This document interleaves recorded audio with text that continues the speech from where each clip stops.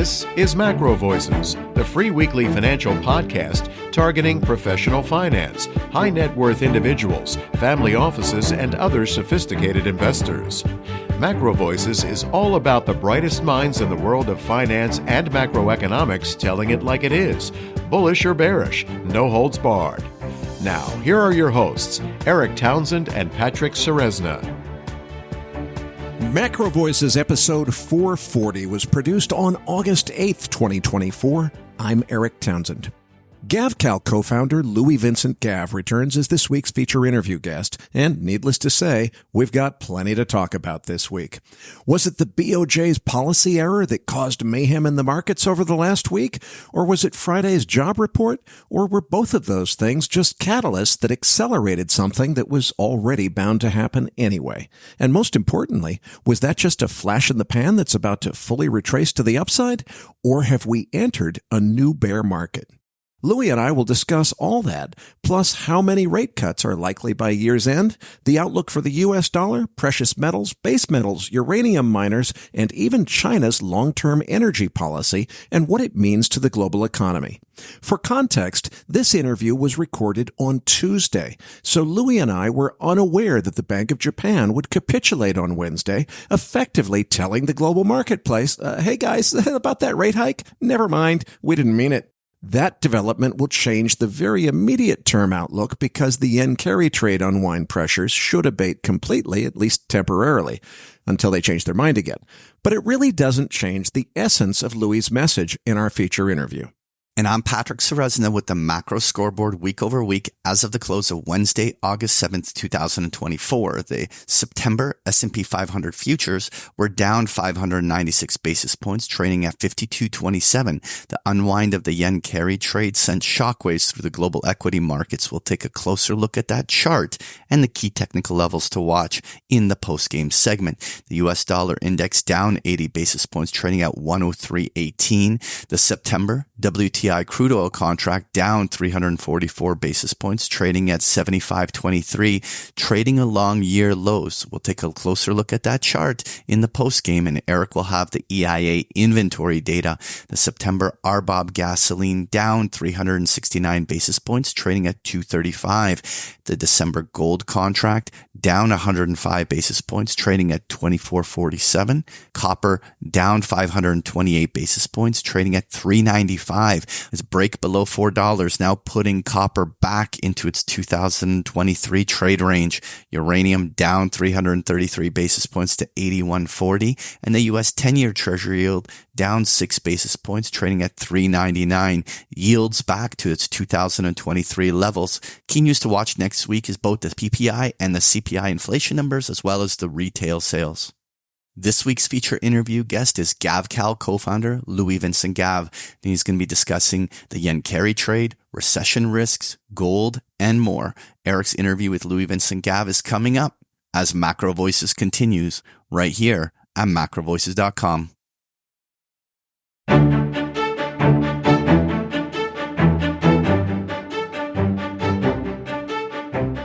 And now, with this week's special guest, here's your host, Eric Townsend. Joining me now is GavCal co-founder Louis Vincent Gav. Louis, any other guest but you, it's so easy to do an August interview. You talk to the guest off the air. It's like, okay, dog days of summer, nothing happened in the market, nothing to talk about. Let's make something up. We don't have to do that this week, do we? And when the VIX hit 60 on Monday, my first reaction was to look at the calendar, and I thought to myself, wait a minute. I'd have thought we didn't have Louis Gav until tomorrow, because it seems like every time you and I talk, something crazy happens in the market.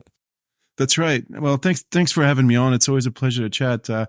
You probably remember this, but you and I were taping an interview the day the WTI went negative. So with that in mind, I think what I'm going to start doing now is each time I do a MacroVoice interview, maybe I'll start buying calls on the VIX, and way out of the money calls and puts on a bunch of asset classes the week or two before we're slated to talk, because it does seem that there's an uncanny coincidence where each time we're talking, things seem to be melting down. Dude, I've already got plans to launch an ETF where basically the strategy is we have inside information. Our producer knows when Louis Gav is on the schedule. We're buying structured, hedge instruments the Friday before we get you on the show, dude. Anyway, it's the only rational thing to do. Well, let's start with what just happened, because some people say it was all about the yen carry trade unwind. Some people say it was all about the jobs report. Other people say, no, those are just small catalysts and it was all waiting to happen anyway. What just happened in the market? What should we make of it? How do we interpret it?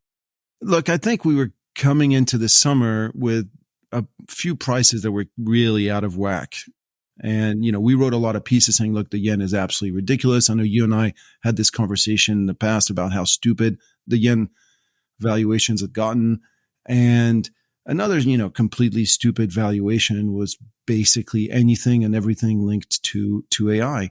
Now, whether, the two were linked, whether one was funding the other, perhaps not. But what ends up happening is, when things get too crazy, too out of whack, every now and then, they roll over. And, if you go back to, say, March 2000, when you had the dot-com boom and then bust, et cetera, what was the real trigger for all of a sudden, the whole internet space imploding? Now you could say, well, the Fed had raised interest rates from 5.5 to 6, et cetera. But it's, sometimes when valuations get too crazy, they roll over, and that's where we are today. Now, I think from there, the question is, okay, things have rolled over. We've had a correction. What's the NASDAQ down 12% or something from its high, something like that. But is this a correction or is this the start of a bear market? And if it's the start of a bear market, what kind of bear market? Is it one of those minus 20/25, or is it one of those /50? I think these are the questions that we're confronting today. I have my view, but it's a view, and it could well be wrong. But like, my view is, I think we have started a bear market. I tend to believe that because everywhere around me, I see examples of capital having been misallocated on a grand scale.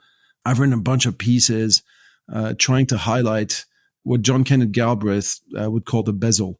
I don't know if you're familiar with that term, but Galbraith would highlight that in bull markets, what happens is that capital gets wasted and actually gets consumed, and the people who provided the capital don't realize that their capital is being wasted. So think of Madoff as a typical bezel, right? You got all the rich Europeans giving money to Madoff, and Madoff was consuming that capital. He was either passing it on to other folks, but he was also buying Rolexes for himself and houses in Palm Beach. And meanwhile, the guys who had the money at Madoff thought the money is still there.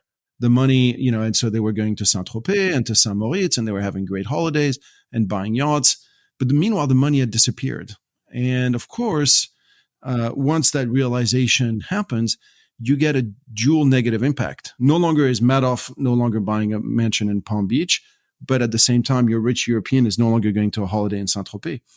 And so I think you've had a massive examples of bezels, especially in the US over the past 5 or 6 years, through VC funds, through private equity funds, through real estate funds, a number of which, are reporting to clients, yeah, don't worry, your holdings are worth plus 15% a year, and they've been up 15% a year every year for the past 5 years. And as the economy rolls over, they'll realize very quickly that actually not only, these gains haven't been there, but perhaps the capital itself has been destroyed. Louis, you mentioned that there were a number of assets that were overpriced, the obvious one being the AI bubble. How should we think about this bear market? Is it mostly an AI unwind where, the biggest thing that you want to short now is going to be NVIDIA? Or is it more the case that part of it already popped and now it's going to be the contagion into other sectors that we need to worry about? Like, that's the all-important question. And for what it's worth, my starting point when I look at asset prices is that assets can have value for one of two reasons. Either because they're scarce, i.e. a gold bar, a vintage Ferrari, a bottle of Petrus, or a mansion on the peak in Hong Kong. What gives these assets value is their scarcity factor. Or assets are perceived to be efficient. They're a source of future cash flows. And usually, most of the time, people spend most of their resources investing in assets that generate future cash flows. Now, I think what's happened with AI is that the expectations for future cash flows got blown out way out of proportion, and the excitement really stopped corresponding to reality. And then in the past really 2-3 months, we've had a reality check. We've had pretty much every big tech company, whether Alphabet, whether Facebook, whether Microsoft, all come out and said, hey guys, yeah, we did spend tens, if not hundreds of billions on AI. Yes, we did think that this would generate returns very quickly. Actually, it turns out that we're not quite sure when we're going to see the returns from this, or if we're going to see any returns at all. But if we're going to see returns, it's going to be further out into the future. Now, this has basically been the message coming out of the AI space, where really quickly from 6 months ago, oh my God, AI is going to completely change the world, to we're not quite sure how we're going to make money with this. And so, yeah, the bear market, I think we're seeing that is starting to unleash, is linked to this very notion of, oh, hold on, we've put all this money in efficiency assets on the premise that we'd get huge productivity gains very, very quickly. Turns out, actually, we may not get these productivity gains very quickly. Therefore, we need to reprice all these assets. And now, as this unfolds, and I think this has started to unfold, obviously everybody starts clamoring for a Fed rate cut, right? Everybody's like, oh my God, things are terrible. We're not going to get the returns on our investments in AI that we thought we would. That's obviously the Fed's fault. So the Fed should cut 50 basis points, 75 basis points, 125 basis points. In fact, it should have done so already. And the Fed needs to cut right here, right now. But if the Fed cuts right here, right now, concretely, that's not going to make the past investments you made in AI more productive. It's not. It's not going to all of a sudden boost the cash flows at Microsoft or at Alphabet.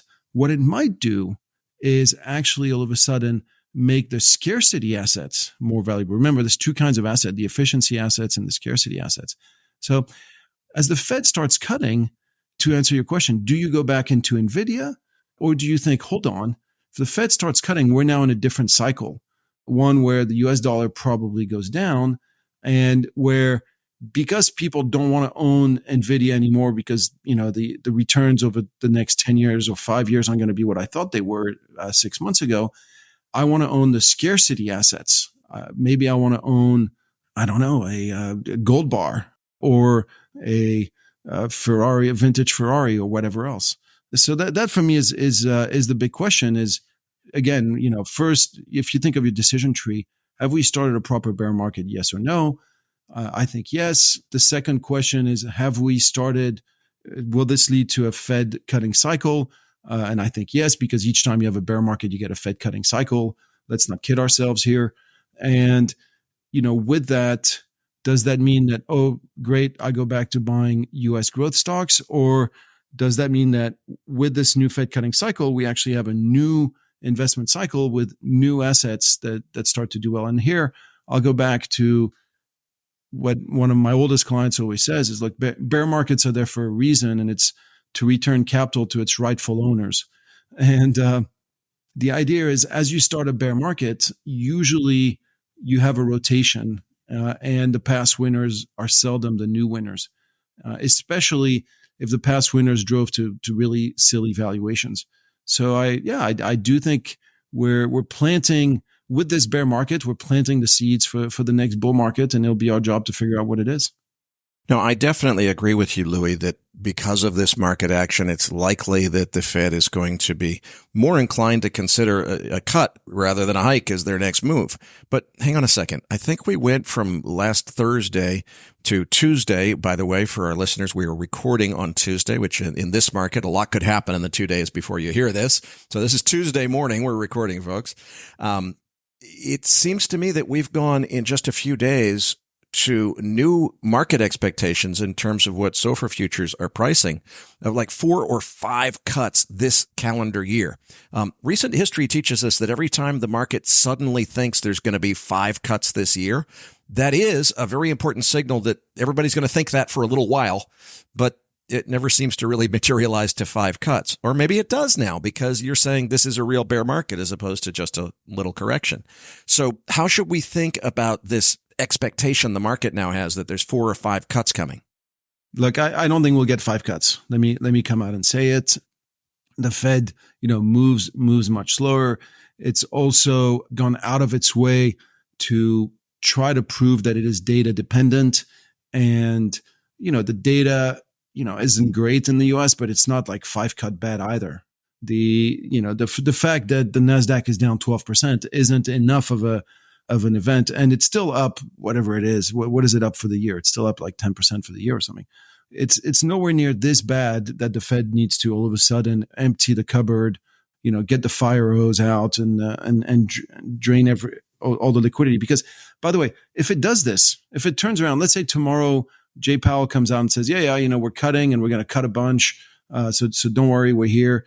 Then at what price does the yen go? I think the yen goes to 120 if that happens, which is one of the problems we're dealing with. So to the extent that a Fed cut amplifies the rapid deleveraging and the yen carry trade, maybe it could make things worse rather than better. I also think a very aggressive Fed, and I think the Fed has to know this, a very aggressive Fed from here on out in terms of cutting would mean that gold would go through the roof. And again, you'd have this amplified rotation from the growth stocks that have driven the markets and into scarcity assets of all kinds, which is probably not what the Fed wants to generate today. Or let me put it to you this way. If the Fed cut 5 times between now and year end, imagine that you're the Chinese entrepreneur sitting on the other side of that 100 billion monthly trade surplus that China has. And that's so far what you've done with all the dollars that you earn. Again, $100 billion a month is a lot of money. With all these dollars that you earn, what you've typically done is you've gone out and really you bought Microsoft and you bought Apple and you bought Alphabet because A, they were going up, B, your local economy was doing nothing, C, they're very liquid, so if you can always change your mind later. And it wasn't just you. The Swiss National Bank was doing the same thing. Japanese insurance companies and banks were obviously doing the same thing, etc. So now the Fed comes out and says, hey, you know what? I'm going to trash the dollar. I'm going to cut interest rates by five times, and I'm just going to let the dollar tank. Then all of a sudden it's like, well, all right, fine. I don't want to own Microsoft anymore. I want to own a gold bar. I don't want to own Apple anymore. Maybe, if you're Chinese, you think, well, maybe I'm just as better off owning Alibaba or Tencent at a fourth or the fifth or a tenth of the valuation. And all of a sudden, the money, instead of being recycled in the US, stays at home. So all this to say that we may have reached a point in the cycle where massive rate cuts might not be that useful. So I think whatever the Fed does is going to be very, very gradual. I think you and I talked about this when we last chatted 6 months ago. So I've always thought the Fed would cut just before the election, and I still think they will cut in September. But they'll probably cut and say, hey, all right, here's a little bit of help. Here's, we're showing that we're here, but don't expect too much. So if really the market is expecting 5 cuts, I think the market's going to be disappointed. I want to go a little deeper on the U.S. dollar, but before we go there, let's start with your intermediate to long-term outlook on inflation, because obviously if you're a secular inflationist or deflationist, that's going to affect how you interpret the dollar view. Yeah, look, I think you and I have had this conversation many times over the years. I've been a secular inflationist. I remain one. I think when I look at most OECD countries today, all running budget deficits of 3 to 7% of GDP, while the global economy has been humming along, it reflects the fact that none of these countries can no longer afford the welfare state that they promised their citizens. Now, the reality is, you look at a France, you look at a US, you look at a Canada, all these countries, the maths on the welfare state started to deteriorate badly around 20 years ago. And they thought, you know what? And this for purely demographic reasons. People aged. Instead of dying at 65 like they used to, they started to die at 80, 85. All along, medical costs were rising. And so the way most of these countries dealt with this unfortunate reality was to say, you know what? We're going to bring in a bunch of immigrants. We're going to bring a bunch of 20 to 30-year-olds, and then the maths will work again. it turns out that, unfortunately, a 20-year-old guy coming out of Senegal or Algeria actually doesn't have the same productivity for a number of reasons as a 20-year-old guy coming out of the French educational system. And it's just an unfortunate reality, but that is the case. And so as it's turned out, the immigration, instead of evening things out for the various welfare states of the West, has actually made the balance worse. It's increased the costs, and now it's also increased the social tensions, as we're now seeing in the UK, as we're seeing in France. So all this to say that when you look at the budgetary situation of pretty much any Western country, there is no exit but inflation. I mean, you could say, well, the other exit would be to default on the debt, but defaulting on the debt is so costly, so politically suicidal, that really inflation is the path of least resistance. So yeah, I am an inflationista. I look at the U.S. and I think, here we have the U.S. with full employment, economy humming along, and you've got budget deficits of 7% of GDP. Now, you know that if there's a recession, that's going to go to 11, 12, 13% of GDP. How can that not be inflationary?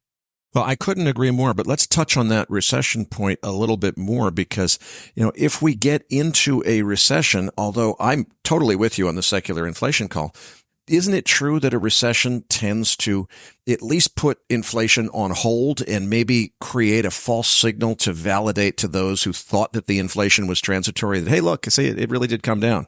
And of course, that sets expectations and it takes a while for it to come back. So I'm assuming that if you think this is a significant bear market, that there's likely a U.S. recession coming. So I guess please confirm your view on that. And if so, does that mean that even though you and I can see the inflation, that maybe it's kind of put on hold for a while?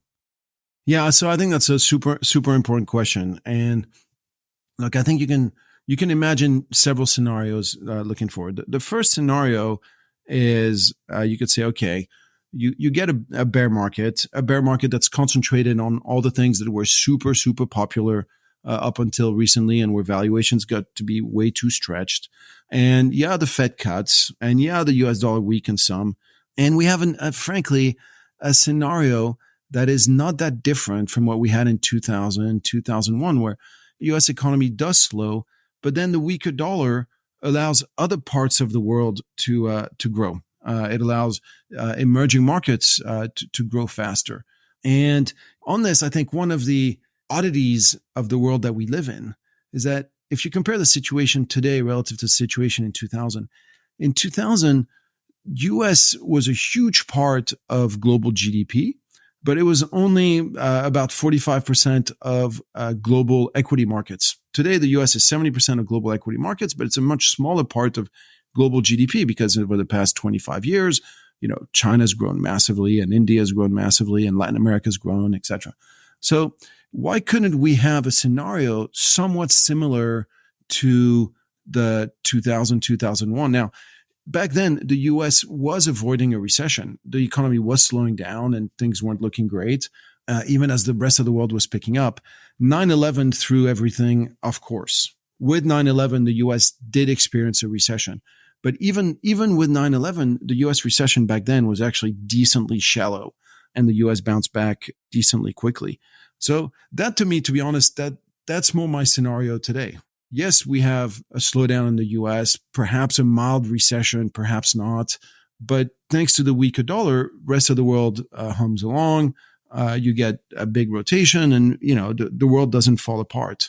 And in that environment, weak dollar, EM's doing better. Most likely that helps boost commodity prices higher. You get higher oil, you get higher metals, you get higher food prices. And all this together, with that backdrop, it's hard to see inflation falling very much.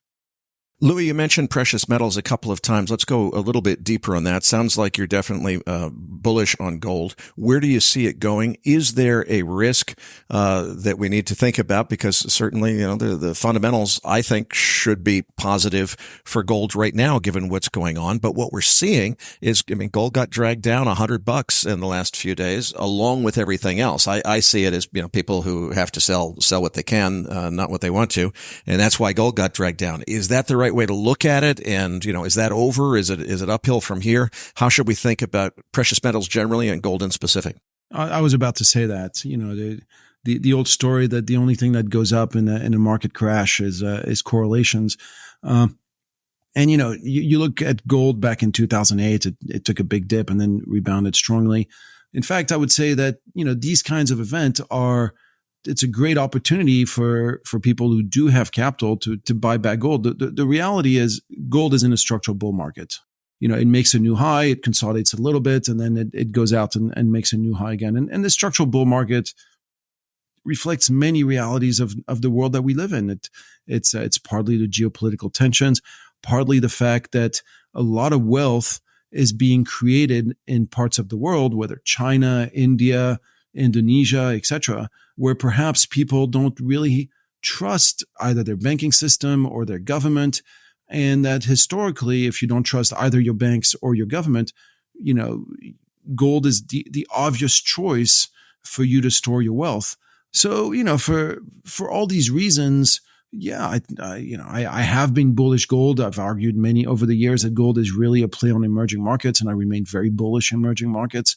So it's very hard, I think, to be bullish emerging markets and not be bullish gold. Now, against that, you could say, okay, what's the negative scenario for gold? How would gold fail? One way gold could fail, of course, is if the Fed turns around in September and says, "Hey, things are fine. I'm not cutting," and sends the U.S. dollar higher. That'd be one possible scenario. But if the Fed goes there, yeah, you take a hit in September, October, but I don't think the Fed will be able to stay on that stance for very long. So then it just becomes a question of timing. What's the other bearish scenario for gold? You could say, well, a bearish scenario would be India and or China imploding and all the local owners of gold there having to basically flood the market to buy food and pay their bills. And, while I think you could have said that argument about China a few years back, the reality is that yes, China has slowed a lot, no doubt, but it has not imploded. Far from it. You've had a massive asset price adjustment. Stocks went down 2/3, real estate went down by 1/3. You had the balance sheet contraction, but all this is more behind us now. And in fact, one of the very interesting developments for me in this current market pullback that we're going through is that this must be the first risk-off event in the past 5 years or so where the renminbi rose instead of a fall. It's also a big risk-off event where Chinese stocks broadly did nothing, even as the Nikkei imploded and even as the Kospi imploded and the NASDAQ imploded. Chinese stocks basically, they hummed along. And that brings me to perhaps a side point on gold. But if you think that a lot of the buying on gold, of physical gold in the world, takes place in China and it takes place in India. Think of Xi Jinping for a second. If you're Xi Jinping, you want to de-dollarize global trade. The U.S. has tried to take you down, or you feel like the U.S. has tried to take you down. You feel like you're under attack from the U.S. You desperately want to de-dollarize your trade. What's the easiest way to de-dollarize global trade? I think it's to ensure that gold keeps going up and so that everybody around the world starts to say, you know what, I really shouldn't be in U.S. treasuries. I should be in gold. That'd be a much better trade, whether you're managing the Thai central bank reserves or the Indonesian central bank reserves or the South Korean central bank reserves. And so I highlight this because if you're Xi Jinping and you feel like the U.S. has been attacking you for the past few years, and now all of a sudden the U.S. starts to feel a little bit wobbly. It starts to feel, the NASDAQ is rolling over. It's no longer all about the Max 7. It's no longer all about NVIDIA. And is this the moment that you start tightening the screws? Is this the moment where you start bidding up gold and saying, hey, I've got a bid at 2,500. I got one at 2,600. I got one at 3,000. What would you do if you were him? Louis, I just want to make sure that I understand your point correctly. Your hypothesis is that China may be intentionally buying gold for its own reserves, obviously, but as part of a strategy to intentionally foment an outcome where the whole world says, boy, look at this structural gold bull market. It makes so much more sense for central banks and other big institutional holders to replace their U.S. Treasury holdings with gold because it's a better strategic asset. You're saying essentially they may be mounting a campaign to manipulate price in order to bring more attention into this market for the purpose of essentially a form of economic warfare to defend against what they perceive as aggression from the United States. So I'm not saying that this is happening, but what I would say is this, is that we're all the fruits of our own experiences. Now, if you're Xi Jinping, you're part of that generation that was sent out to the countryside during the great proletarian cultural revolution, that you were sent off in the middle of nowhere with not a single book to read except Mao's Little Red Book. Now, you've probably never read Mao's Little Red Book, but it's not a great treatise on philosophy. It's really a how to do guerrilla warfare book. Because Mao was actually a terrific guerrilla warfare leader. He beat the Japanese. He beat the nationalists who were funded by the United States and had all the equipment. He was obviously not a good guy at all, but he was a great guerrilla warfare leader. And, one of the great quotes that's often cited of the Little Red Book is, when the enemy attacks, we retreat. When the enemy rests, we harass. When the enemy retreats, we pursue. Now, so imagine you're Xi Jinping and you spend your entire youth with nothing but that, and your formative years with nothing but that. And if you think, okay, the U.S. is out to get me, do I take the U.S. head on? No. I fight a guerrilla warfare against the U.S. When the U.S. attacks, I retreat. And when the U.S. retreats, I pursue. So the big question is, when you look at U.S. politics today, when you look at the starting shifts in financial markets, is this not the time where China starts to pursue? And how do you pursue? For me, the most obvious one is you crank up the gold price. Okay, let's also cover industrial base metals, particularly copper. We saw a really strong rally in copper. Everybody thought, okay, it's this energy transition rally that's on because copper is so essential to electrifying the economy. Then it started to blow off. We were holding the 200-day moving average just barely and took it out as a result of the last few days. Where are we headed from here? Is this part of the structural bear market that you're talking about? Are we headed much lower in copper before it's over?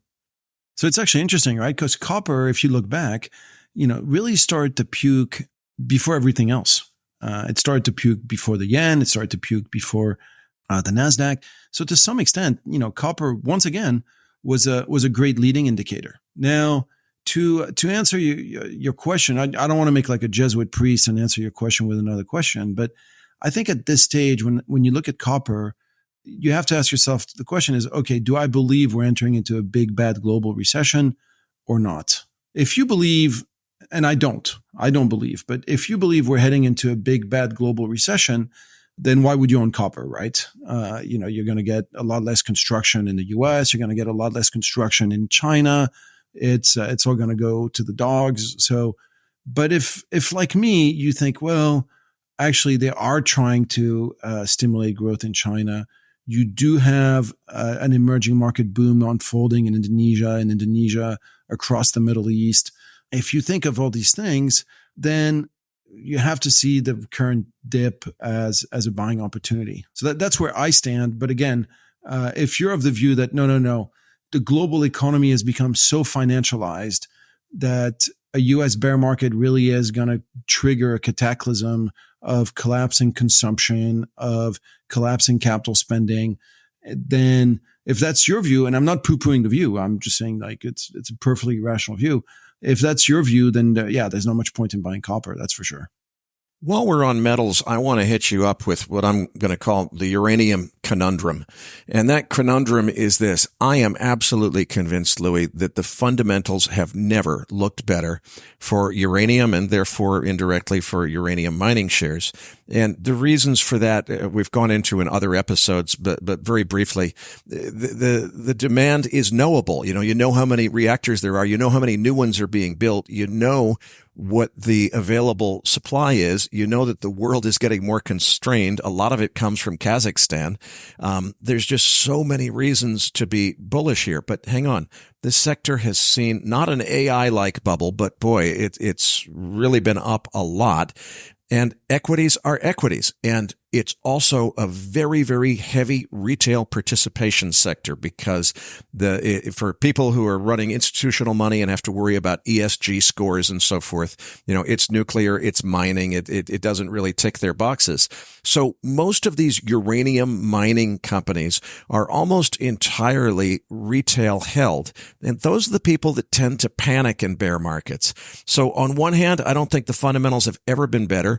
On the other hand, I know who owns these things. I know they're people that are prone to panicking, and I see the same concerns that you see in terms of where we might be headed with the broader market. And frankly, I can't figure out how to hedge it because even if you think, well, okay, the risk is to the S&P, the broader market, so you hedge the S&P. Yeah, the thing is, I think because of that retail participation, uranium shares could be down even harder than the S&P. So I don't see an efficient way to hedge it. I don't know what to do. I don't want to let go of it, but I'm a little concerned because I am very much overweight uranium. What do you think? So I feel your pain. It's because I'm in the same boat. So I definitely feel your pain. So like, are you in the same boat, long uranium and overweight, or just okay? Yeah, long uranium and feeling the squeeze. Now, I would say that if you look at the big sell-off we've had in recent days, surely that's got to be some of the retail coming out, right? You would imagine that a lot of these producers have gotten absolutely smoked in the past few sessions. So that might now be behind us. Then you're left, I think, with the quandary when you look at the uranium miners.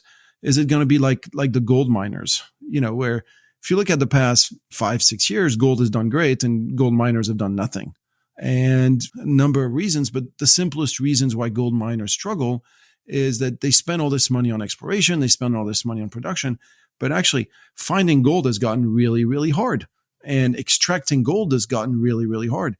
And perhaps it's the same story for uranium, right? It's the spot price of uranium goes up, but production of it pretty challenging, and it takes a long time to get the mine up and running. And finding geologists, as you and I have discussed in the past, is now impossible.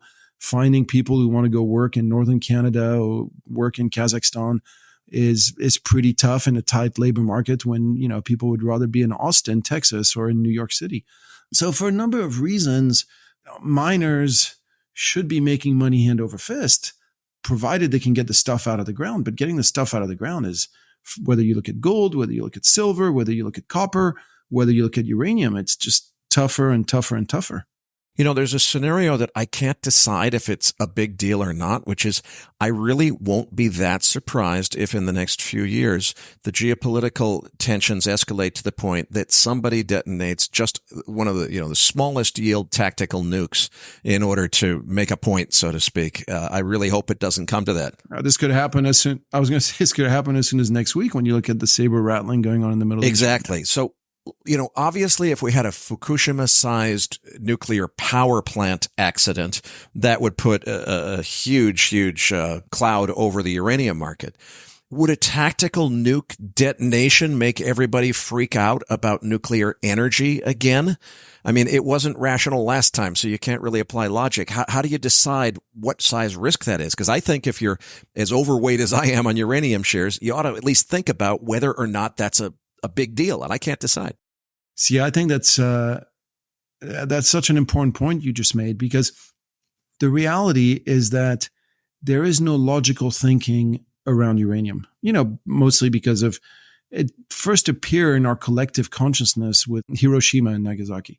Before that, nobody knew anything about nuclear. It really wasn't a point of discussion. Now, we've had a couple of accidents. There's been Chernobyl. There's been Fukushima.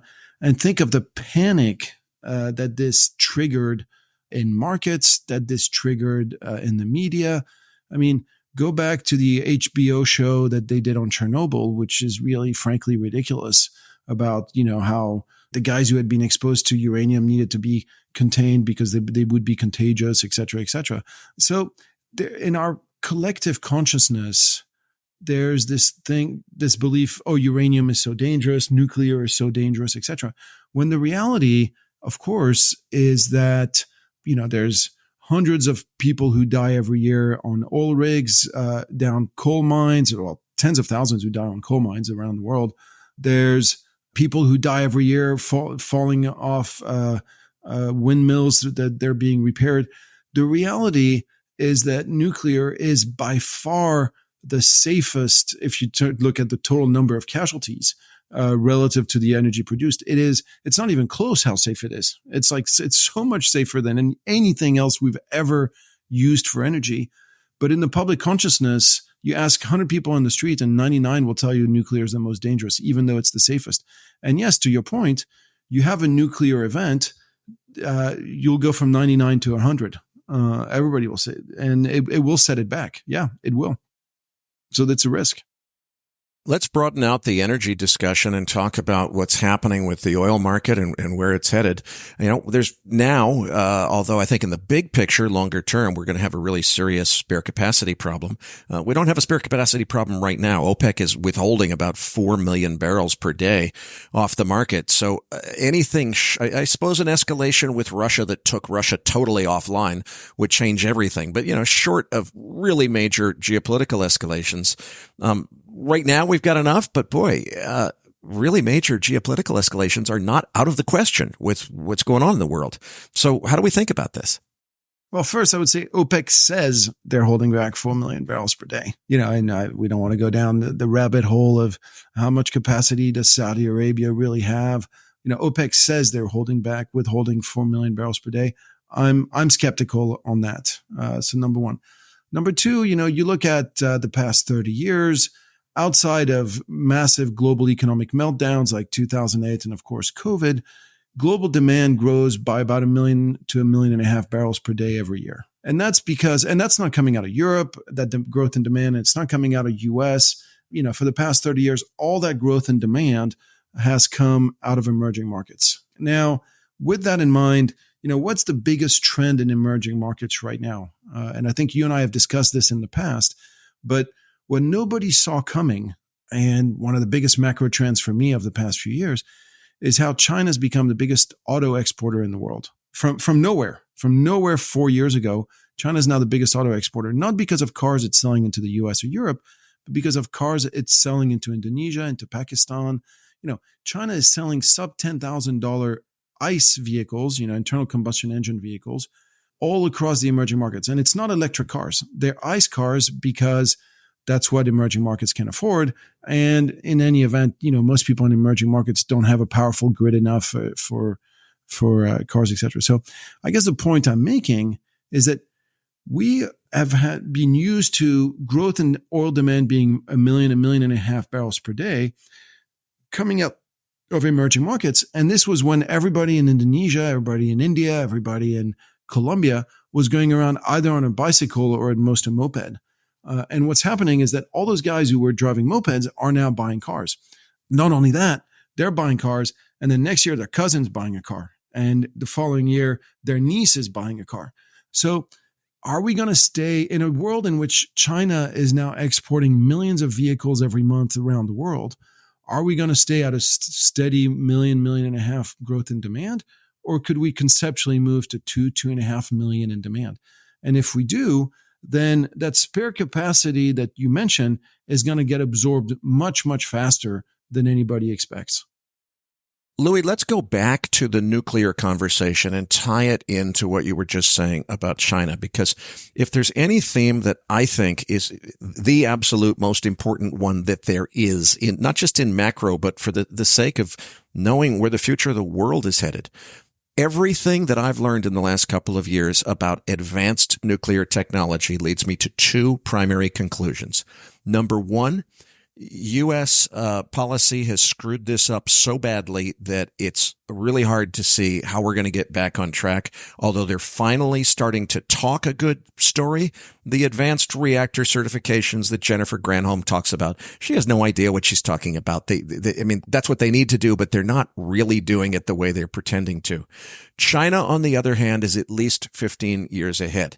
China's not fantasizing about molten salt reactors. They're building them. They've already built them. They've already announced their intentions to build a container ship fleet that is powered, nuclear powered by molten salt cooled thorium fueled reactors. Exactly the right technology, in my opinion, that we should be focusing on globally for energy transition.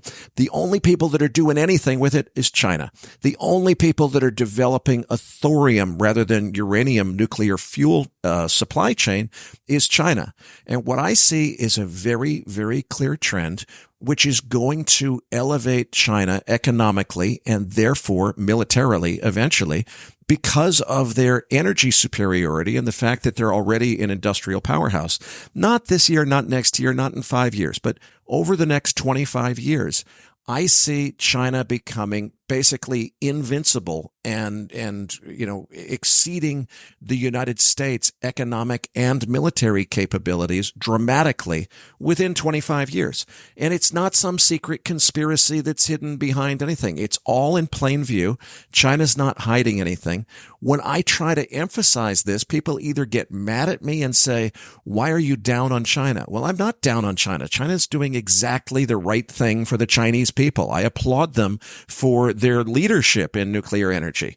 But Louis, something our generation knows, and I think a lot of newer generations seem to have forgotten, is the world is a competitive place. If we don't compete to have the same energy capacity in the West that China is already building, their planned and under construction nuclear plants in the next 10 years is like more than half the size of the entire U.S. fleet. This is just so clear as to what's happening. Nobody's talking about it. Nobody's worried about it. I think it leads us to a very different world. And I'm not saying China's bad. I'm saying we should get our shit together. Nobody's listening. Look, I love the points you make because it goes back to so many of the themes that I've harped on about in my letters over the years. But I typically start off with the idea that economic activity is energy transformed. That, you look at most GDP, economic activity is extremely, extremely energy intensive. So that's the first idea. A second idea is that every country, every businessman, every industrialist, every entrepreneur really has to deal with four things. He's got the cost of labor, huge cost for most people. You've got your cost of capital. You've got your cost of government. And the cost of government can come in many ways. There's the taxes, but there's also the regulation. And then you've got your cost of energy. And it's the interaction of these four things, cost of labor, cost of capital, cost of government, cost of energy, that make you competitive or not. Now, the reality is that, most people look at the boom in the U.S. of the past 15 years and say, well, the U.S., we're smarter, we're better, U.S. exceptionalism, American exceptionalism, and, we've got the best tech sector, et cetera. I've argued time and again that what the U.S. has had over the past 15 years is the massive benefits of the shale revolution. The fact that the U.S. could get a natural gas a fifth of the price of the rest of the world was such a boon, such a tailwind for the U.S. economy. It allowed for a stronger dollar. It allowed for an improvement in the trade balance. It allowed for low inflation and the Fed to keep the cost of capital very low for a long time. So now, not to belabor your point, but if we look at the next 10 years, the next 15 years, who's going to have that cheap cost of energy? Now, you could say, well, it'll still be the U.S. because of shale, because the U.S. has a deregulated energy industry. If you basically think the next 10, 15 years are going to still be all about carbon, then probably the U.S. remains the winner. If it's all about carbon, the U.S. remains the winner because the U.S. has a lot of carbon, whether coal, natural gas, oil. The U.S. has a lot of it, but also the U.S. has a very entrepreneurial energy sector. Wildcatters and people, you give them a dime, they immediately start digging a well. So the U.S. has that in a way that very few countries do. But if you think, no, the future of energy is not carbon, both for political reasons, but also simply because of cost reasons, because the scale efficiencies from carbon actually are nowhere near as good as the scale efficiencies that you get from nuclear, from solar, or from wind. Now, if you think the future is wind, I don't, to be very clear. If you think the future is wind, then you might be bullish Germany because they're a clear wind leader.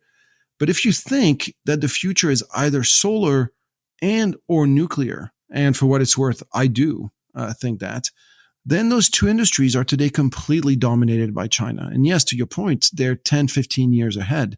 And it's hard to see them give up that lead in the future. So, I think people underestimate how China has leapfrogged us over the past 10 years in so many industries. It's leapfrogged us in the manufacturing of cars. It's leapfrogged us in the manufacturing of solar panels.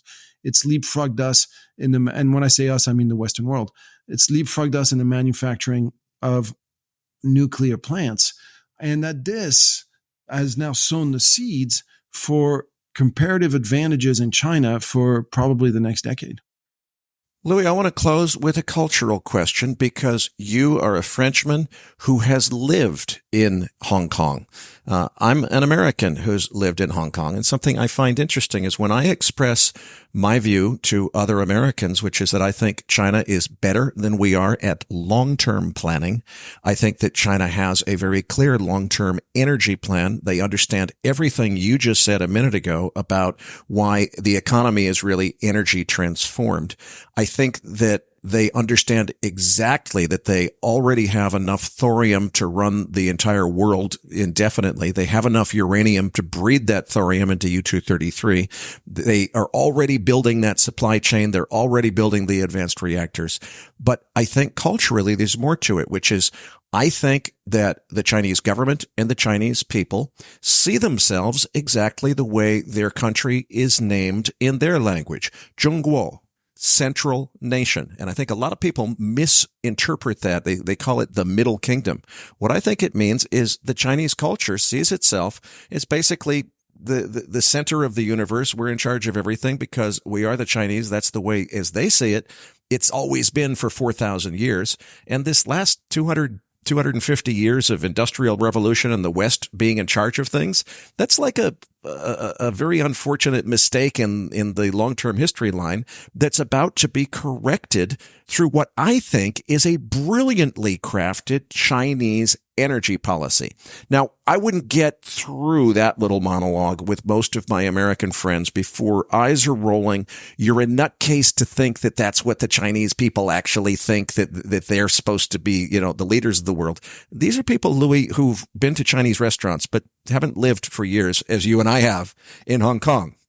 My counter to them is kind of like, okay, I don't know what else to say, but try living there, get a sense of what the culture is really about. You've lived there a lot longer than I have. Am I crazy to say these things? No, but no, you're not. But I look at it a little bit differently. I'm sure you know the story of the two young fish swimming in the ocean, crossing the old fish, and the old fish says, "Hey guys, how's the water?" And the two young fish say, what's he talking about? What does he mean, water? I think if you live in the US, you've never had to worry about energy. You were awash in it, or at least you have been for the past 20 years. In case you didn't have it, you had a powerful enough army to send around the world to make sure that you would get it. So all this to say, if you were in the US, you never had to worry about energy. You never really needed an energy policy. It was there. It was one of those things you could take for granted, just like the young fish can take the water for granted. Now, I think what makes China fairly unique today, not just right now in its position in the world, but frankly, in its position of over 5,000 years of history, is that if you look back at the history of the past 5,000 years, there's lots of examples of empires that rise and empires that collapse. Mesopotamia, Persia, Rome, Carthage, you name it, empires rise and fall, and it's the pattern of history. What makes China quite unique and today is that China was once a great mighty empire. And to your point, they did see themselves as the central nation And, when the Westerners first showed up, it was really the Brits in the 18th century, they show up, they say, hey, we want to trade more with you. Look at all these things we can bring. They look at it and they say, well, this is gadgets. We really have no interest. When the Great Fleet under Ma went around the world in 1421, it was 300 ships. They went all the way down the coast of Africa, all across the Middle East, all across India. Some people believe they even went across the Pacific. And anyway, they came back and said, yeah, there's really nothing interesting in the rest of the world. And they burned the fleet down. They're like, yeah, whatever. We're so much more advanced than everybody else. Everybody else is kind of a waste of time. That was the perception. And then, so when the foreigners came in and invaded them, and excuse my French, but basically bitch slapped them around, they couldn't compute. It was a huge disillusion for them. But what makes China very unique is that it's an empire that rose, that was very powerful, that collapsed in a spectacular fashion. Living in China between 1860 and 1975 was probably living in one of the most miserable places on earth. Famines, civil wars, warlords, and that's if you were a man. If you were a woman, it was even worse, bound feet, etc. It was just a really rough place to live. And having tasted that very bitter taste of utmost defeat, etc., you now have, of course, a leadership, now that they've come back up and really being the first empire in the history of humanity that picked itself off the floor, dusted itself off, and came back up. Having done this, there's, of course, a lot of thinking of we can never go back to what it used to be. Now, unlike the US, China does not have the natural resources. It does have some oil. It does have some natural gas, but not nearly enough for 1.2 billion people aspiring to consume at a high level.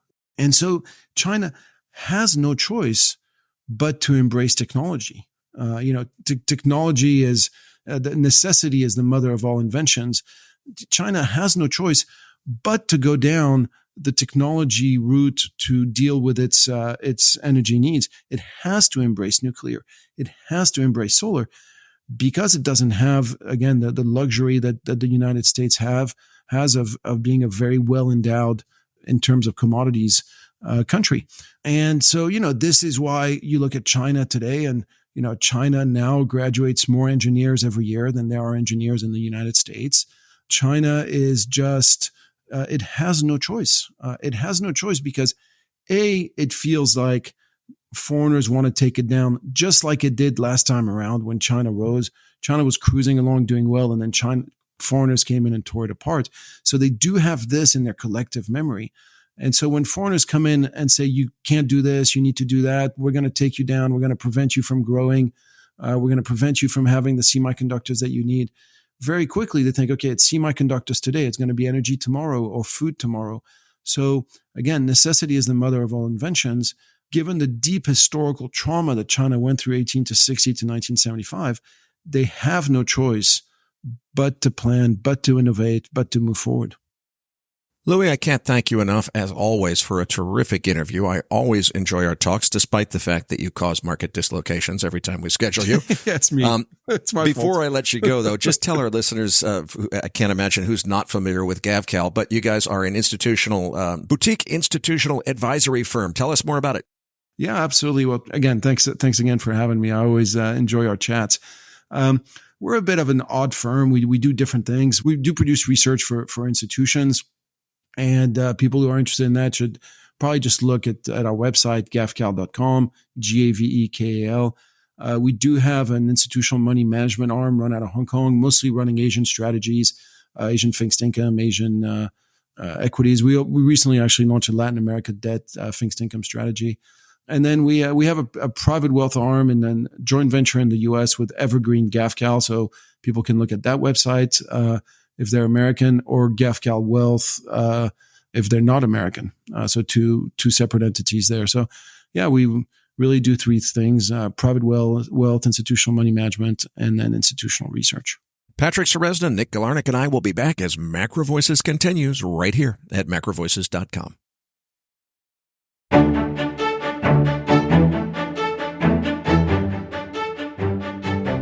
Now, back to your hosts, Eric Townsend and Patrick Ceresna.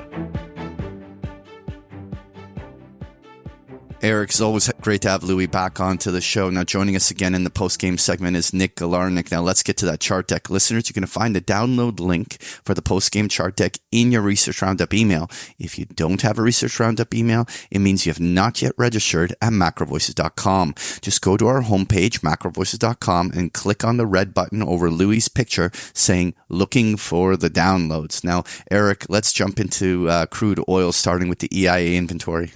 EIA printed a drawdown of 3.7 million barrels, Cushing, Oklahoma building 500,000 barrels, gasoline building 1.3 million barrels, distillates building 0.9 million barrels for a net petroleum drawdown of 1.5 million barrels. U.S. production ticked up 100,000 barrels to 13.4 million barrels. I think that may be a new weekly record, at least in the weekly data series. What remains to be seen is, will it hold, and will we be able to sustain a trend even higher? We've been holding that 13.3 million barrel plateau for quite a few months now. This week's low on WTI was a perfect test of the 200-month moving average, which is at 71.74. For the moment, increasing recession fears and broad market weakness are driving crude back towards its December 23 lows, down around 67.77. We got a bounce on Wednesday, but we did not clear the 13-day moving average, so the trend has not really reversed yet.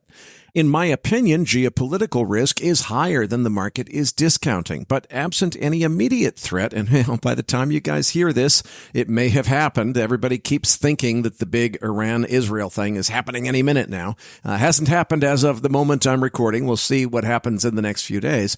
But until there is that immediate threat, we've got plenty of spare capacity and thus plenty of market complacency about supply. The term structure is still in solid structural backwardation, which is normally bullish, but the extent of that backwardation is diminishing rapidly, and the trend is more important than the absolute number being in backwardation or contango. If Louis is right about the bear market and recession call that he made in the feature interview, there's plenty of room to trade lower on oil until the geopolitical risks resurface, which I think is coming and probably coming soon. Well, Eric, I get it that crude oil generally can weaken going into a potential economic recession. It certainly is trading at the bottom end of its trade ranges. I think that on the very short term, these support lines can offer a reaction. A reaction is not a new bull phase, but simply offer several dollars on the upside from a very oversold state. And while during the first impulses, I could see the view that crude oil could still make a little bit of a lower low and push there. The one thing that I've observed in the past, though, is that often these commodities will sell off going into a recession, but then bottom and even reverse during the actual recession. So even though the recession call is an entirely plausible scenario, it's probably too early to buy crude. It probably may still go a little bit lower, but I'm not as bearish about the downside in terms of how low it's going to go further from here. Nonetheless, let's move on to equities. And Eric, I know you have some thoughts here. What's on your mind? Well, my first observation is I'm concerned that we have a new generation of traders who thought this small correction was a crash. There's even a T-shirt saying you survived the crash of August of 24. Folks, this was not a crash. And the fact that everyone thought it was a crash, or a lot of people thought it was a crash, tells me that the marketplace is not ready to deal with a real crash, and that makes one more likely.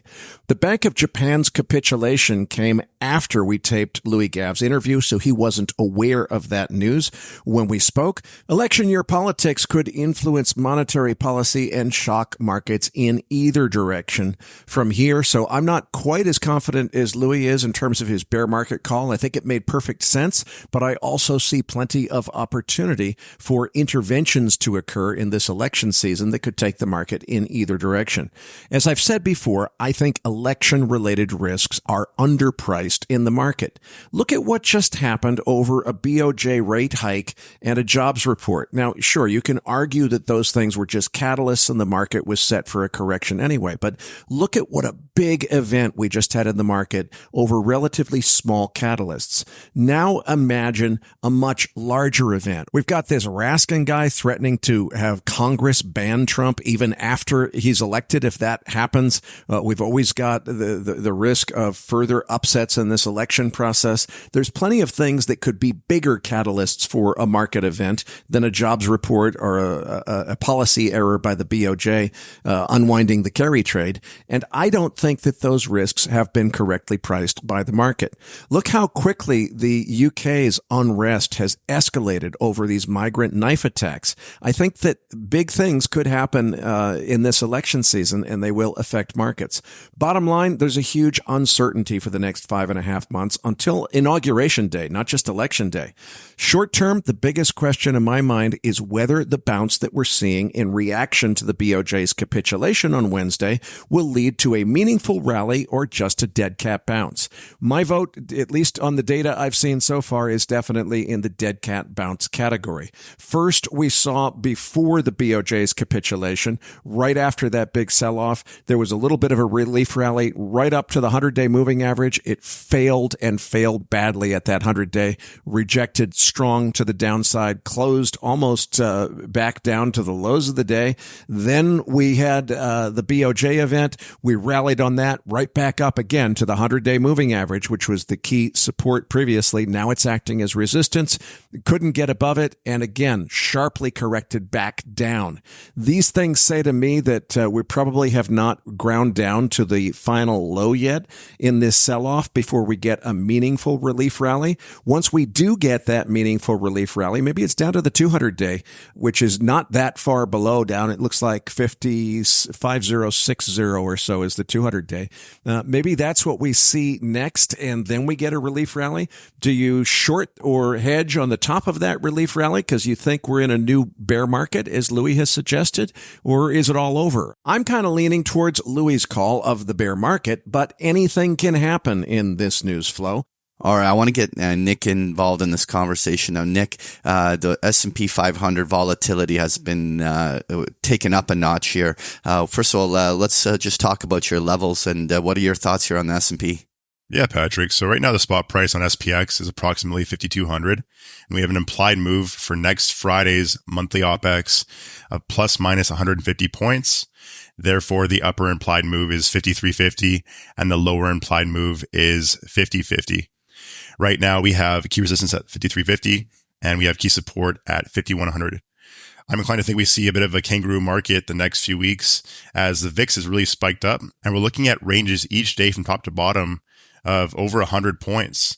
So we're seeing a lot of these pops then drops or drops then pops, and I think that will continue until next Friday's monthly OPEX at minimum. Yeah, that's an interesting perspective there. I agree with that. First of all, the implied daily ranges is the part that's very hard for a lot of people to kind of absorb, which is the fact that 100-point swing higher or lower is often meaningless to the primary trend, and it's just normal daily volatility. I think that overall, on the very short term, we are very oversold. And while I actually think the window is open for a quick drop down to even the 5,000 level on the S&P, I actually think that the tactical opportunity to be short on this in the month of August here is come and gone. Now, you could clip a quick swing trade on this, but I think that we're going to probably put in a swing low that will end up later in August seeing a retrace easily back to 53, 5400. Anyone who's trying to put on brand new shorts here is going to have their resolve tested during some sort of retrace. Now, in the bigger picture, it is very likely in my mind that the high of the year is in. And when we go back to an analog like 2007, when that July 2007 market drop occurred, the high was still retested in October. And so even though I think that the high of the year is very likely in, what is not clear is whether or not this is some sort of a straight line move down into a deeper correction. Odds are actually quite reasonable that it's going to be a meat grinder here for the next couple of months that is going to test all the shorts and the longs in both directions. It's better to just trade smaller sizing and be tactical about those entries and exits. I want to move on though to just touching on the Russell chart here, Nick, on page 4. And what we had was a very clear pop and drop. And one of my convictions was that whether the Russell outperforms on a relative basis, that it was likely not going to have a negative correlation where it was going to be rallying when the rest of the market's selling. And that clearly became the case here, where simply the weight of the whole market declining dragged the Russell right back down. It's now trading right back into the trade ranges that are established throughout the year. And I don't think I have a strong conviction here. I think it's neither going to be really bullish, nor do I think that this is where one should be bearish. I think it's just going to end up being a place where I'm not going to spend a lot of time watching. Do you have a different conviction on the small caps? Yeah, right now I'm staying long on the small caps only because I'm short mega tech right now. So right now it's kind of a nice pair trade. As we see the market decline, typically the large caps tend to underperform the broad market and small caps fall less than those large caps. So right now I'm long via butterflies on Russell. So, asymmetry of risk is pretty strong. If I'm incorrect, not a big deal, but more so that it's a pair trade with the NASDAQ right now. So on page 5, I wanted to squeeze in a chart on the Nikkei because this really was where all the action happened. We'll talk about the yen in a moment, but the Nikkei had a peak to trough 25+% decline. That was truly the kind of like 1987 style crash that happened, but it happened in Japan and was an unwind of that carry trade. What we can see is that the Nikkei already bounced, and I do believe that on the short term, that low is going to be a low that's going to hold for months on the Nikkei. And I think that until the bear market develops another theme somewhere else where something else is breaking, the fact that the Nikkei is probably put in its low is going to also generally put in the low in most risk assets, at least on the short term. And so the Nikkei, I think, could work its way back to 37,000 during this bounce, and watching vulnerabilities as to when the Nikkei starts to sell again later this year will actually, I think, be an important tell on global risk assets. Moving on to page 6, we have the chart of the NASDAQ, and this is where much of the aggressive selling was, as the AI stocks were a focal point during much of the selling. What are the levels you're watching here, Nick? Yeah, so right now the Qs are at a spot price of approximately 440, and we have an implied move for next Friday's monthly OPEX of plus minus 15 points, which is pretty large considering it's only about a week time frame. Right now the implied move to the upside is 455, and the lower implied move is 425. We have key resistance right now at 565 and key support at around 415. As I mentioned previously, I would be very cautious with mega caps right now, as I do think that they have potential to either, if not fall further, at least not bounce too much in the short term. We've seen names like Nvidia, for example, sell off. However, they have earnings in a couple of weeks. That could be a catalyst to the upside if they do outperform again and kind of surprise to the upside on EPS and revs as well as guidance. There are some names that, in my opinion, make sense to own, like Palantir and Shopify, for example. They've been outperforming overall. They have great earnings as well. Shopify had a phenomenal report yesterday, and I'm long Shopify right now. But overall, the broad tech sector to me doesn't look investable in the short term. On page 7 here, Nick, we got the volatility index that Nikkei and carry trade unwind had a whole series of traders grabbing at risk premium, and essentially the VIX puked with a move north of 60 on the upside. We haven't seen that since the COVID crash. Obviously, it's mean reverted quite a bit since then, but what a move. How do you size this up? Yeah, Patrick. So with the VIX right now at about a 28 handle, we expect to see top to bottom ranges in SPX of about 1.62% or so. From last Thursday's close on the S&P to Monday's decline, the S&P declined by 8% in just 2 trading days, which is pretty insane overall. So seeing this kind of action, come out of nowhere is, pretty surprising overall. But I've been saying the past few weeks that buying insurance when it's cheap makes a lot of sense. You don't want to be buying flood insurance during a hurricane. You want to be buying it when it's dry outside, right? But over the last few weeks, we've seen the VIX ramp up a little bit. And I think that's in large part due to the election approaching and so much uncertainty around that event.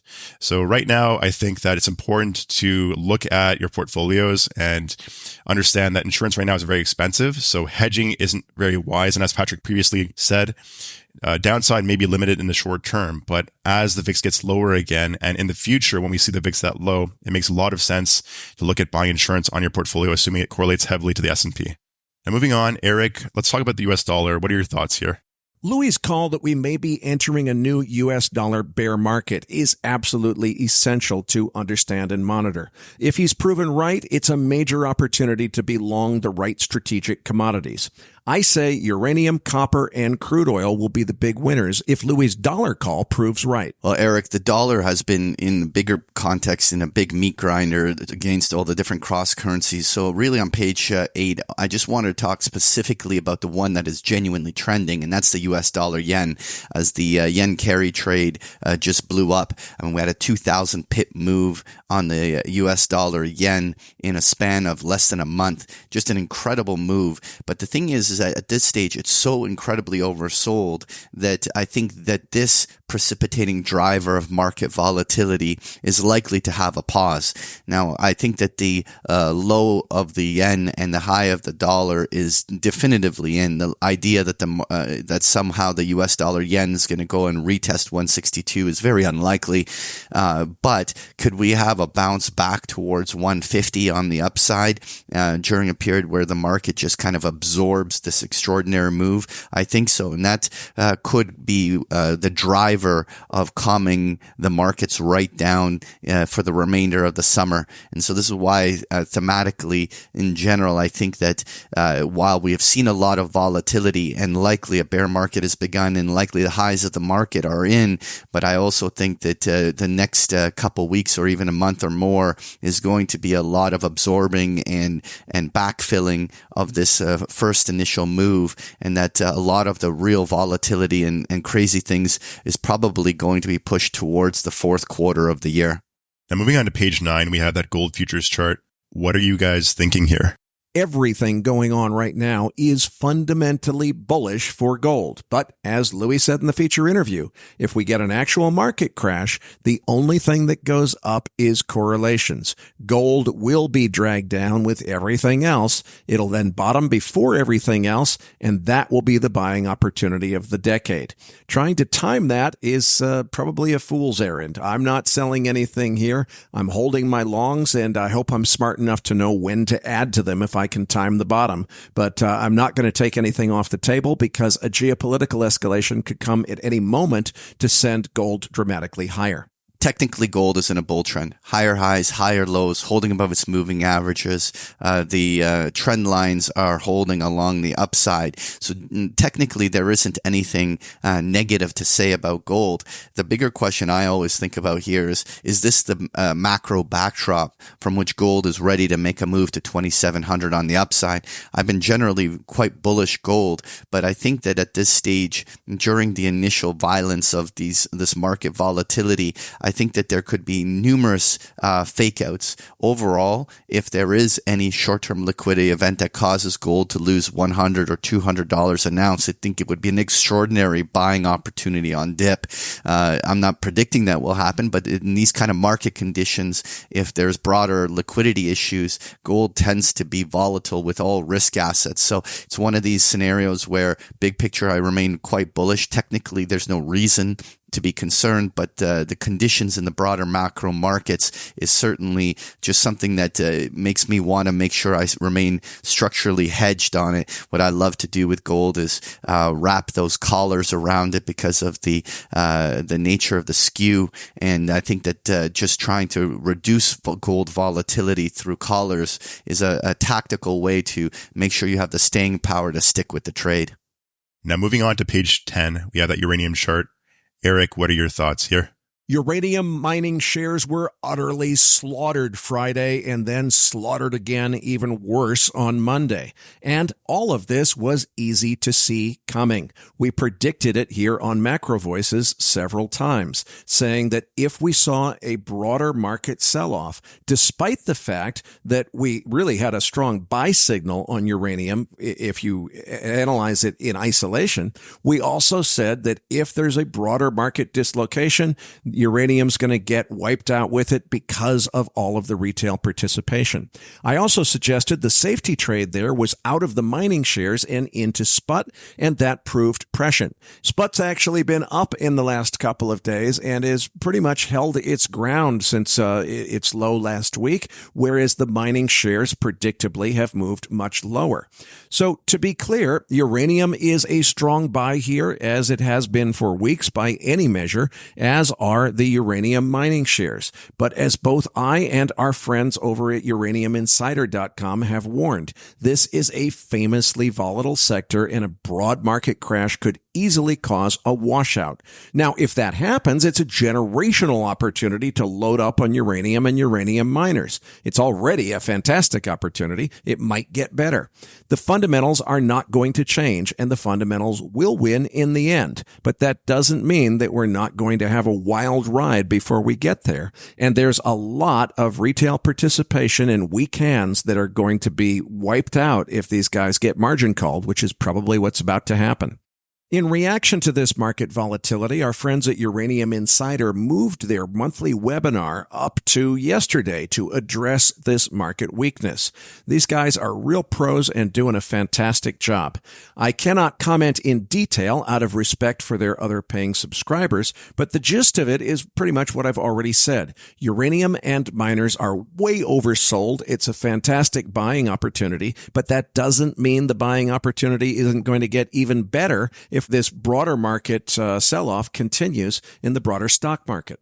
SPUT traded at a 16% discount to NAV this week. That is absolutely amazing. It's only a couple of times before that's happened, and it usually has marked market bottoms. Think about that. The spot price of uranium is already just a couple of dollars over the long-term contracting price. If you can buy it for 16% discount, just as a function of SPUT being a closed-end fund that can trade at a discount to its NAV, that means you're buying it below the long-term contracting price. You've also got a sub-30 RSI, which has always been a very reliable buy signal in the past. There's a whole bunch of other charts and graphs and fundamentals. The essence of it is the Uranium Insider guys are saying essentially the same thing I am, which is there's a zillion reasons. They go into much more detail than I do for why this is an absolutely strong buy right now, with the strong caveat that doesn't mean it can't go down farther from here, especially if we get a broad market crash. I've tried to figure out an efficient way to hedge this. I can't find that. I don't think there is an efficient hedge that you could have carried unless you magically knew exactly how to time this. And it's not easy if you're trading in any size at all to unwind large positions in these illiquid uranium mining shares. So I don't see a really strong hedging strategy. You've got to be willing to tolerate the volatility of this market. If you can't, it means your position size is too high. People keep hitting me up for symbols. First of all, look, Uranium Insider is dirt cheap as a newsletter subscription. They do a fantastic job. They're going to give you better advice than I can, but I'll give you some highlights. The safe trade here is to buy the uranium itself as opposed to the mining shares. It's going to have less upside ultimately, but I don't think it has nearly as much downside risk right now if the broader stock market goes down. If it does go markedly below its NAV, you're still buying, you're buying a commodity at a discount to its price. Yellowcake, which is, and I should mention SPUT, the ticker for that is U.UN. Yellowcake, which is traded on the London Stock Exchange, has traded at an even deeper discount to NAV. That's YCA, Yankee Charlie Alpha, on the LSE. If you're set up to trade the LSE in British pounds, great. Otherwise, I'd stay away from that one just because although it is a deeper discount to NAV, it doesn't seem to track back up to NAV. In other words, when I see SPUT get to more than a 10% discount to NAV, you buy it and it's not too long before you get a chance to sell it at NAV. I don't see YCA returning to NAV as easily. So I still prefer SPUT over YCA for buying uranium itself. Moving down from there in terms of a little more volatility and a little more upside, Cameco is the blue chip IBM of nuclear, if you will. They own half of Westinghouse. They're one of the biggest uranium producers. They're also a very large stakeholder in global laser enrichment, which is the laser enrichment technology instead of centrifuges. Just big company, but a staple, trading at a huge discount to where it's traded recently. So we get into a little more risk. The producing uranium miners, and just in terms of which ones look like the best bargains to me because they're oversold to a ridiculous extent, I would say NextGen Energy, that's NXE, and Encore, EU, would be my favorites in terms of big producers. Getting into the higher risk, higher speculative opportunity category, we've talked about Global Atomic before. That's the company that has the Dasa mine in Niger. I think that mine is definitely going to be very important. The thing is, at this point, Global's banking syndicate appears to be walking away from the deal. I think they are going to build their mine. I think it is going to be very important. Unfortunately for me and the other prior shareholders, I think it's going to be a much more dilutive transaction to get the funding that they need than we had hoped for. I don't think they're going to get bank financing. They're probably going to have to do another equity raise, and we're going to be diluted. So I'm not rushing to put anything more into that one. For the speculative trades, I would say the biggest sell-offs have been in Lotus Resources. That trades on the Australian Stock Exchange on ticker LOT. I think the fact that it's on the ASX, where a lot of people don't have access to it, might be the reason that it's sold off harder than a lot of its peers have. I think it's an excellent company. And finally, if you want a much more speculative and therefore risky, pure exploration trade. In other words, they don't actually produce uranium.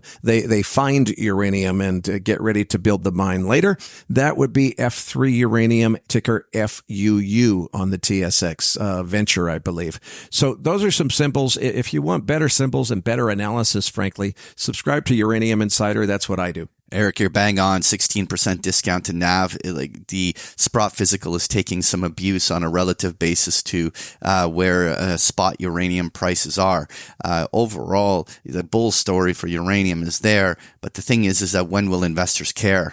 At this stage, this has been distributing all year, and I don't know if under this backdrop is when new money flow is coming in here. I overall think that this is a great long-term investment, but we're going to watch for technical signals when short-term lows really start to establish themselves and potential new bull trends start.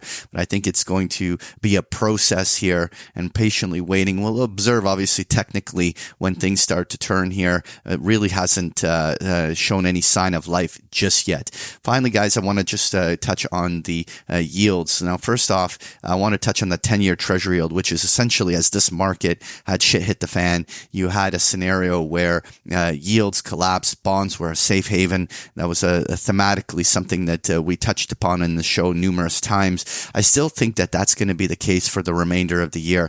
I'm not super bullish on bonds that I think we're going back on the 10 and 30-year bonds to like 2% yields or something. But generally, I feel that the bear market of bonds that was the theme through 2022 and 23 is over, and bonds will perform a safe haven element throughout throughout this leg of the bear market. And the yield is going to be something that investors are going to be grabbing at. Generally, shorter duration makes a lot of sense here, like going to 2s and 5s. But overall, the 10-year has been in this very clear bull trend here. And I don't think it's going to stop, maybe pauses here for a month because of just the conditions of the market are so oversold. But I think old dips should be bought on treasuries tactically for the next few months ahead. Now, the last thing is on page 12, I have the 2s, 10s yield curve, which for the first time has approached the 0% after being negative for almost a year and a half, almost 2 years. And I think it's a pretty big deal. Generally, the bull steepener is going to kick in largely because, central banks are cutting, and that's going to impact a 2-year on a relative basis. And this is typically a recession signal. It has in the past. A lot of people in a soft or landing, no landing camp were skeptical of it, but I actually don't want to ignore this signal. Obviously, Powell has already very clearly advertised that we are going to be in a rate cut cycle that usually will cause the 2-year to move in a bull steepening, and that does drive the trend higher on this. So it's definitely a breakout, and I wouldn't be shocked if we get back into positive territory and stay there on this yield curve. Folks, if you enjoy Patrick's chart decks, you can get them every single day of the week with a free trial of Big Picture Trading. The details are on the last pages of the slide deck, or just go to bigpicturetrading.com. Patrick, tell them what they can expect to find in this week's Research Roundup. Well, in this week's Research Roundup, you're going to find the transcript for today's interview, as well as the chart book we just discussed here in the postgame, including a link to a number of articles that we found interesting. You're going to find this and so much more in this week's Research Roundup. Well, that does it for this week's episode.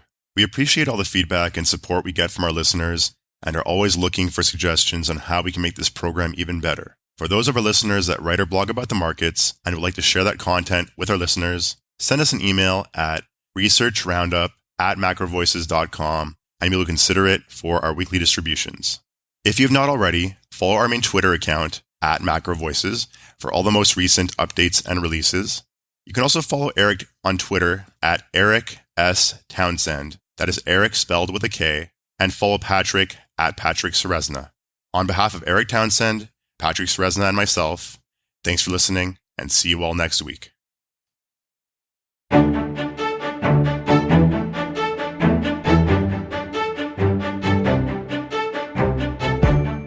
That concludes this edition of MacroVoices.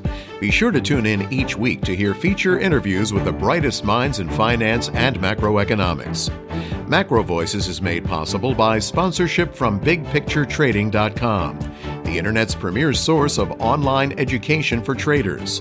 Please visit BigPictureTrading.com for more information. Please register your free account at MacroVoices.com. Once registered, you'll receive our free weekly Research Roundup email containing links to supporting documents from our featured guests and the very best free financial content our volunteer research team could find on the internet each week. You'll also gain access to our free listener discussion forums and research library. And the more registered users we have, the more we'll be able to recruit high-profile feature interview guests for future programs. So please register your free account today at macrovoices.com if you haven't already. You can subscribe to MacroVoices on iTunes to have MacroVoices automatically delivered to your mobile device each week, free of charge. You can email questions for the program to mailbag@macrovoices.com, and we'll answer your questions on the air from time to time in our mailbag segment. MacroVoices is presented for informational and entertainment purposes only. The information presented on MacroVoices should not be construed as investment advice. Always consult a licensed investment professional before making investment decisions. The views and opinions expressed on MacroVoices are those of the participants and do not necessarily reflect those of the show's hosts or sponsors. MacroVoices, its producers, sponsors, and hosts Eric Townsend and Patrick Ceresna shall not be liable for losses resulting from investment decisions based on information or viewpoints presented on MacroVoices. MacroVoices is made possible by sponsorship from BigPictureTrading.com and by funding from Fourth Turning Capital Management, LLC. For more information, visit macrovoices.com.